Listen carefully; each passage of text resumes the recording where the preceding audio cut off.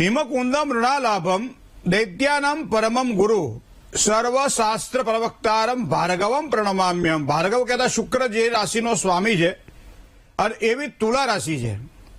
તો શુક્ર પ્રધાન રાશિ છે આ તુલા. તો તુલા રાશિવાળા જાતકોનો સ્વભાવ કેવો રહેશે એની વાત કરીએ. એના ગુણ સાથે સાથે એના અવગુણની પણ વાત કરવી પડે. કળાનો કારક છે આ શુક્ર. તો કેવા કેવા પરિણામો કળાનો કારક આપે છે?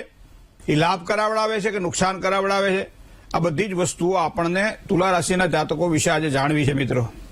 તો પહેલા તો તમે તુલા રાશિના જાતકોને ઓળખતા પહેલા તુલા રાશિના સ્વભાવને તમે ઓળખી લ્યો. તુલા રાશિ એટલે સામાન્ય રીતે આપણે કહીએ ને કે કાલ પુરુષમાં જે રાશિ ચક્ર આવે છે એ રાશિ ચક્રની અંદર જે 12 રાશિ છે એ 12 રાશિની અંદર તુલા રાશિ એ 7મી રાશિ છે. કારણ કે મેષ, વૃષભ અને મિથુન, કર્ક, સિંહ અને કન્યા અને પછી આવે છે તુલા. તો એનો મતલબ એવો થાય કે તુલા રાશિ એટલે 7મી રાશિ છે. સામાન્ય કાલ પુરુષના અવયવોનું જો ધ્યાન કરવામાં આવે તો પેટથી નીચેનો જે ભાગ છે, ગુહ્યાંગનો જે ભાગ છે, એમાં તુલા રાશિનું પ્રભુત્વ આપણને જોવા મળે છે. પેટના ભાગે તુલા રાશિનું પ્રભુત્વ આપણને જોવા મળે છે. ફેફસાની નીચેનો જે ભાગ છે ત્યાં આપણને તુલા રાશિનું પ્રભુત્વ જોવા મળે છે. નક્ષત્રના બળ પ્રમાણે આ વસ્તુ કાલ પુરુષ પ્રમાણે જોઈ શકીએ છીએ. બીજી વાત છે, તુલા રાશિનો સ્વામી શુક્ર છે. તો શુક્ર તો એ કળાનો કારક છે, શુક્ર સૌંદર્યનો કારક છે, શુક્ર જ્ઞાનનો કારક છે, શુક્ર એક ઉપાસનાનો કારક છે. કલાકાર કોઈ સારું ગાતો હોય તો સમજી લેવું જોઈએ એની કુંડળીમાં શુક્ર બળવાન હશે. કોઈ પણ હાથમાં પેન લે અથવા પેન્સિલ લે અથવા કલરને પીછી લે અને સરસ મજાનું એક ચિત્ર ઉપસાવી જાણે સમજી લો એનો શુક્ર બળવાન હશે. નાનામાં નાના કામને પણ એ સરસ રીતે રજૂઆત કરી શકે છે, મતલબ કે સારો સેલ્સમેન છે, મતલબ એની કુંડળીમાં શુક્ર બળવાન હશે. કર્મક્ષેત્રની અંદર હસતા મોઢે કામ કરે, પરિવારને પ્રીતિ આપે, દરેક પ્રકારના કામની અંદર આગળ પડીને કામ કરે, લાગણીસભર કામ કરે, સમજી લો એક તુલા રાશિ હશે. તુલા રાશિના જાતકોને ઓળખવામાં બહુ અઘરા નથી મિત્રો. કારણ કે તુલા રાશિ એટલે તમારા ચહેરા ઉપર જયારે ચમક દેખાય છે, તમારા ચહેરા ઉપર એક નવી આભા દેખાય છે, એક તેજ દેખાય છે, અને તેજ એ તુલા રાશિનું તમને જોવા મળે. તો એનો સ્વામી શુક્ર છે. સ્વભાવની જો વાત કરવામાં આવે તો તુલા રાશિવાળા જાતકો મોટા ભાગે તમને શાંત જોવા મળશે. તુલા રાશિવાળા જાતકો ખાલી શાંત નહીં, પાછા ગુણોથી યુક્ત જોવા મળશે, મતલબ સદગુણી જોવા મળશે તમને. તો આવા બધા હોય ને એને મિત્રોનું સુખ બહુ સારું મળે. તુલા રાશિવાળાને મોટા ભાગે કોઈ શત્રુઓ બને ત્યાં સુધી બહુ ઓછા જોવા મળે છે, વધારે મિત્રો જ જોવા મળે છે. કારણ કે એનો સ્વભાવ સહજ એવો છે કે કોઈને ખોટું લાગે, કોઈને નુકસાન થાય એવો વ્યવહાર તુલા રાશિવાળા જાતકો મોટા ભાગે કરતા હોતા નથી. પણ બીજા જયારે નુકસાન કરે ત્યારે તરત આમ ગુસ્સામાં પણ આવી જાય, ક્યારેક ક્યારેક આમ ઝુંઝલાટ જેને કહેવાય ને એવું લાગી આવે ને ભાઈ મેં તારું કંઈ બગાડ્યું નથી, તું મને શું કામ હેરાન કરે. આ તુલા રાશિવાળા જાતકોને એક નિજી સ્વભાવ છે મિત્રો. ખાવા પીવાની અંદર તુલા રાશિવાળા જાતકો છે ને બહુ શોખીન હોય અને એના કારણે કદાચ આ વધારે પડતું અનિયમન, ખાવા પીવામાં કાળજી ન લેવી, ગમે ત્યારે જેને કહેવાય ભોજન ઉપર વધારે રુચિ રાખવી, અને એના કારણે શું થશે કે આ લોકોને પેટ વિશે એક તકલીફ રહેશે. ખાસ કરી કબજિયાત હોય, પાચન ક્રિયાની અંદર જે કે અંદરના ભાગની અંદર આપણે કહીએ કે ભાઈ મજબૂત નથી એના આંતરડાઓ. શું કામ કે તુલા રાશિવાળા જાતકોને ક્યારે કોઈ પણ વસ્તુ તમે જોજો કે તમે તમારા કુકરની અંદર તમે ખીચડી મૂકો છો અને એકાદ બે સીટી વાગી જાય પછી એમ લાગે કે બે મહેમાન આવી ગયા છે, વધારે ખીચડીની જરૂર પડશે, ત્યારે સારી ગૃહિણી શું કરશે, એ કુકરમાં રહેલી ખીચડી પહેલા પૂરેપૂરી બફાઈ જવા દેશે, એને બહાર કાઢશે અને પછી બીજી ખીચડી ઓળશે. બરાબર ને? હવે ઘણી વખત એવું થાય કે એ અડધી ખીચડી કાચી અને બીજી ખીચડી તમે અંદર નાખો તો ના પેલી બફાય ના પેલી બફાય. એ જ રીતે પેટની અંદર જ્યારે કોઈ પણ વસ્તુ નાખીએ ત્યારે 3.5 કે 4 કલાક આમ સામાન્ય રીતે પેટને થોડીક રાહત આપવી પડે. પણ તુલા રાશિવાળા જાતકોને ખાવા પીવાના શોખીન હોય, થોડું થોડું ખાતા જ રહેતા હોય અને પાછા આપણને કે લો થોડુંક ચાખો ને મજા આવશે. સમજી લો તુલા રાશિવાળા જાતકો તમને જોવા મળશે અને એના કારણે મોટા ભાગે કદાચ કોઈ પેટની તકલીફો તુલા રાશિના જાતકોને જોવા મળે છે. બીજું, તુલા રાશિવાળા જાતકો ચિંતનશીલ હોય, બહુ વિચારે. હારું નરસું બહુ વિચારે.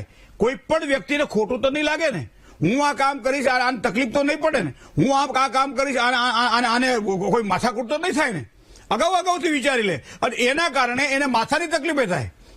મગજ ગરમ રહેવું અથવા તો કેવું માથાનો દુખાવો થવો, તો આ બધી વસ્તુઓ પણ એના કારણે બને છે. તો પેટની તકલીફ હોય કે માથાની તકલીફ હોય તુલા રાશિવાળા જાતકોને ક્યારેક ક્યારેક જોવા મળે છે. બીજું, આમ ખાવા પીવાના શોખીન એટલે થોડા આળસુ હોય આમ તો, એના કારણે બેઠાડું જીવન તમને કદાચ બેઠા બેઠા જો કામ થતું હોય બરાબર તો શું કામ ઊભું થવું પડે, તો એના કારણે એને કમરની તકલીફ પણ થાય. કારણ કે આ 3 તકલીફો તુલા રાશિવાળા જાતકોને આમ સામાન્ય જનરલ જન્મકુંડળીમાં બીજા ગ્રહો મજબૂત જોઈએ, બીજા બધા રાશિઓ પણ મજબૂત જોઈએ.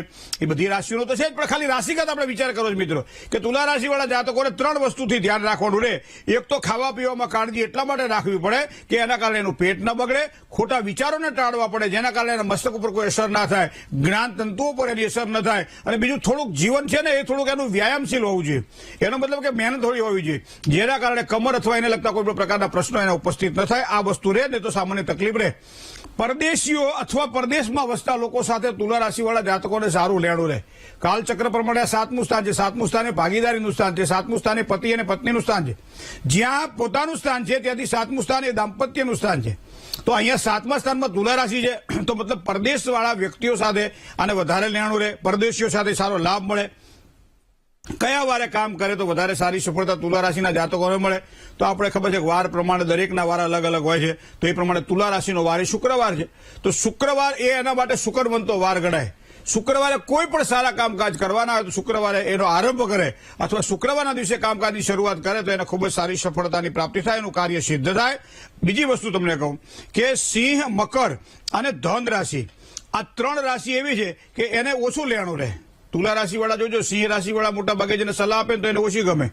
સાથે સાથે એને મકર રાશિ અને ધન રાશિ, તો આ ધન રાશિમાં તો ગુરુ અને શુક્ર છે જ, પણ મકર રાશિવાળા જાતકો અથવા સિંહ રાશિવાળા જાતકો પણ એને ઓછા ગમે, અથવા તો વ્યવહાર એની સાથે ઓછો કરે, અથવા તો વ્યવહાર કરે તો પણ એકબીજાને બંનેને નુકસાન કરાવડાવે. તો આ 3 રાશિઓ એવી છે કે જે તુલા રાશિવાળા જાતકો માટે પરેશાનીનું કારણ બને. તો ભાગીદારીવાળા કામકાજ કરવાના, લગ્નની અંદર કન્યા કે કુમારની પસંદગી કરવાની હોય ત્યારે આ રાશિગત જો વિચાર કરવામાં આવે તો 3 રાશિનો વિવેકપૂર્વક વિચાર કરવો કે આ પાત્ર જો હશે તો ક્યાંક ને ક્યાંક તકલીફો રહેવાની છે. તો આ એના માટે ધ્યાન રાખવાનું છે કે જે લોકો સાથે વ્યવહાર કરવાનો હોય ત્યારે આ 3 રાશિને પ્રાધાન્ય એને આપવું પડે, જોવું પડે કે આવી કોઈ વસ્તુ થવાની તો નથી ને.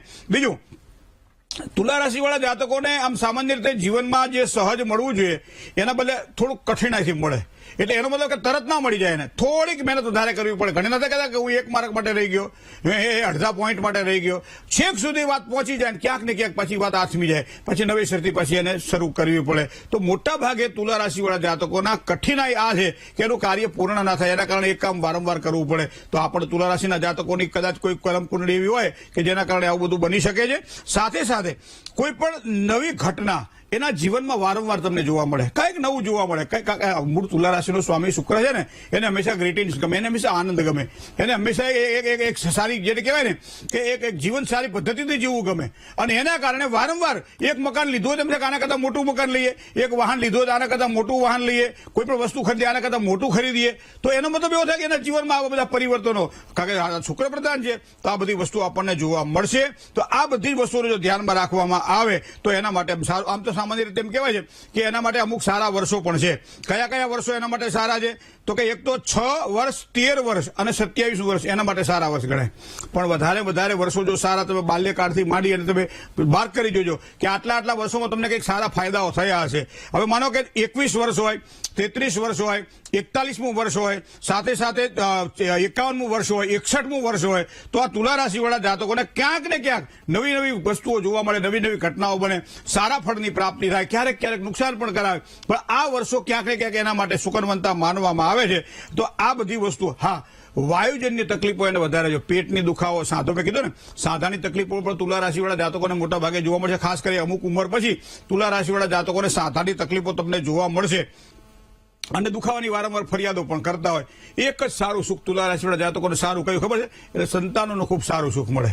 તુલા રાશિવાળા જાતકોને સંતાનો એટલું બધું મા બાપને હાચવે કે વાત ના પૂછો. મા બાપનું ચિંતન એટલું બધું કરે, મા બાપનું એટલું બધું ધ્યાન રાખે સંતાનો કે મા બાપને એમ થાય કે ભગવાન દીકરા આવવા દેજે સારું, ભગવાન દીકરી આવી દે તો સારું, કારણ કે એનું સુખ લખાયેલું છે. તુલા રાશિવાળા જાતકો મોટા ભાગે એવું સારું કામ કરે છે જેના કારણે સંતાનો એના ખૂબ જ પ્રગતિ કરે છે. અને સંતાનો જ્યારે પ્રગતિ કરે ત્યારે માતા પિતા તરફ ધ્યાન રાખે છે કે મારા મા બાપને કોઈ નુકસાન ન થાય. તો આ વસ્તુ તુલા રાશિના જાતકોને સંતાનના સારા સુખાકારી વિશે જોઈ શકાય છે. ધન સંપત્તિનો તો સારું સુખ છે.